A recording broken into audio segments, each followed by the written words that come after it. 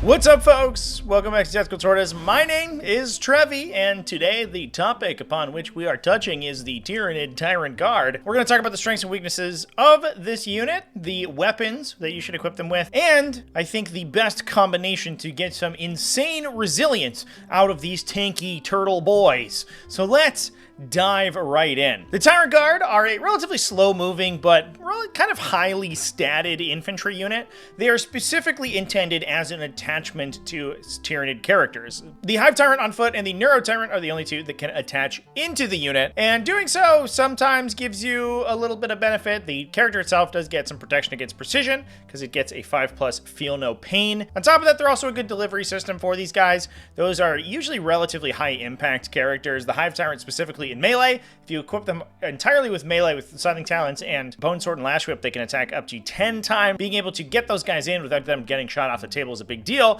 and the Tyrant Guard adding a boat of ablative wounds to the unit is huge. Downside, of course, is that the Tyrant Guard aren't the tankiest unit in the world. They do have a lot of wounds, but their saving characteristics aren't that great, and in fact, oftentimes worse than the characters they're attaching to. So if your opponent's able to overkill the unit, you can actually end up with additional damage on your character that you wouldn't necessarily expect, especially because Foot Hive Tyrants are toughness 10, whereas the Tyrant Guard that are protecting them are toughness 8, a lower toughness value. So strength 8 to 10 weapons are just going to be wounding the unit more easily if you have a Tyrant Guard attached than they would if the Tyrant itself was separate. But today we're not talking too much about the Tyrant. We are going to be focusing on the Tyrant Guard, and while the Hive Tyrant is an important part of the combination, it's not the focal point of the list. Now, generally speaking, I do think that Tyrant Guard are best left at home. They're relatively expensive for a full unit. They're hard to maneuver around, and they don't give you a huge amount of survivability, but you can stack some buffs on them to make them a relatively dangerous combat unit and keep them alive for as long as possible, specifically in the Assimilation Swarm detachment. So we've talked a little bit about their defensive output. They have a lot of wounds and a middling toughness stat, as well as a mediocre save characteristic, but let's talk next about their offensive output. Unfortunately for the Tyrant Guard, it is similarly uninspiring. The best weapon of the list are Crushing Claws. I think of the weapon options available to them, you're almost always going to be taking them, unless you need them to clear infantry, in which case the Scything Talons are probably better. Despite the fact that the Crushing Claws are a lower attack volume and weapon skill than the Lash Whip and Bone Sword, they are significantly better with that higher strength and twin linked plus higher AP against high armor save or high toughness enemies. So if you're looking at big toughness, sort of 8 to 9 plus, or a unit with a 3-up or 2-up armor save, the extra AP and extra armor cracking ability of those Crushing Claws is much better than the Lash Whip and Bone Sword. The downside is the low attack volume. Again, you can take Scything Talons if you really need that against specific enemies, but I would say 90% of the time you want to take the armor cracking because Tyranids can answer infantry in other ways. They don't necessarily have to have their Tyrant Guard be doing that for them. Now, I mentioned that these guys are going to be in Assimilation Swarm, and that gives them the Parasitic Biomorphology Enhancement.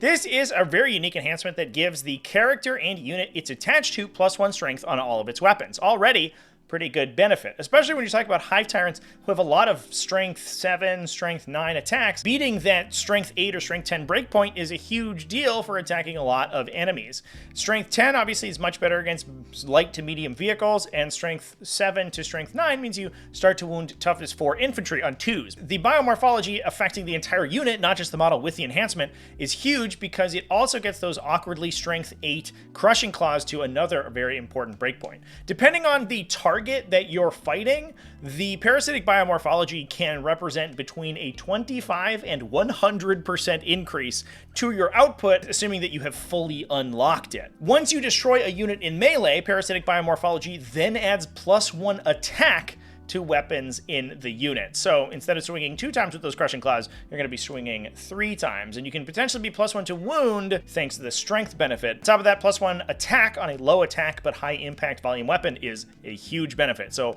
once you've killed something in melee, and this unit does have a lot of pretty solid attacks, especially if the Hive Tyrant's engaged, then you will unlock that benefit.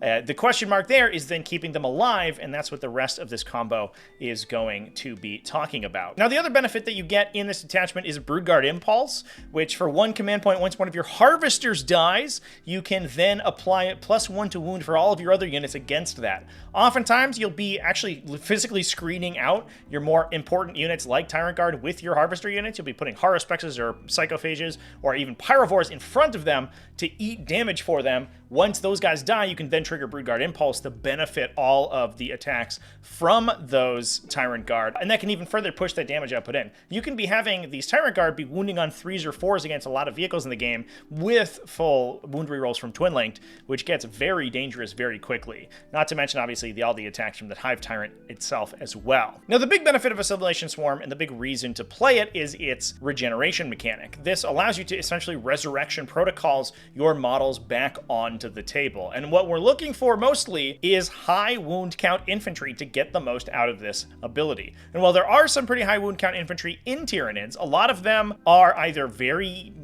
poor defensive stats, like things like Raveners, or they're taken in very small units, things like Pyrovores. Tyrant Guard, however, have a solid defensive profile. It's not amazing, but it is okay, and they have 4 wounds a model. So they kind of fit the category in every way. 6 Tyrant Guard with an attached Hive Tyrant is a tough nut to crack, especially if you have a couple of them hiding out of line of sight. It's difficult to kill the entire unit in one go. Then, what you want to be doing is sort of eating those attacks, fading them, and then using your abilities to regenerate those Tyrant Guard back onto the table. Now, what exactly unlocks these regenerations? The first one is just the detachment ability that allows your harvesters in range of objectives to regenerate units within 6 inches of them at the start of your during your command phase. So that's one easy regeneration. You can have a Ripper Swarm or a Haruspex or something near the Tyrant Guard unit and be regenerating one model to that unit. On top of that, you can use Reclaim Biomass once one of those harvester units die to regenerate another friendly Tyranid unit again. So if your opponent is knocking down your Ripper Swarms or your Haruspexes, then you can recycle those into Tyrant Guard and be regenerating the Tyrant Guard as well. And last but certainly not least, you can use it offensively with Rapacious Hunger. Once you destroy an enemy unit in melee, which you're already trying to do to unlock your parasitic biomorphology, you can then regenerate yourself to replenish a Tyrant Guard as well. This one is unfortunately your own fight phase, so it's only usable once per battle round. You can't use it in your opponent's fight phase, but it is a battle tactic, and we have a Tyrant in the unit, so you can use it for free. Now, unfortunately, the Tyrant's aura lets you use it for free, but doesn't let you duplicate it on the Tyrant Guard unit itself, because you have to have targeted another unit first in order to do it. But there is the potential where you have multiple Tyrant Guard units or multiple units in melee who are both killing enemies, and they can, if the Tyrant is there to duplicate the stratagem, you can be Rapacious Hungering both of them. It's a bit of a win-more situation. I think if you're killing multiple enemy units every fight phase, you are probably winning the game, if I'm going to be honest, but this does unlock an additional outlet for regeneration, so you can potentially be regenerating this one Tyrant Guard unit up to 3 times per battle round. So that is 3 Tyrant Guard at 4 wounds each, 12 wounds of potential healing every single round. And that's a lot for a high wound count toughness 8 unit that's difficult to remove in one shot. So what we want to be doing is getting these Tyrant Guard up the table, putting them in positions where they're threatening their opponent, especially with the damage output from the Hive Tyrant attached to the unit, but where it's difficult to get too much line of sight to them to one-shot the unit in one go. I do think that there is a potential for a build that has multiple Hive Tyrants or a standard Hive Tyrant plus a Swarm Lord in order to fuel multiple units of Tyrant Guard and present them as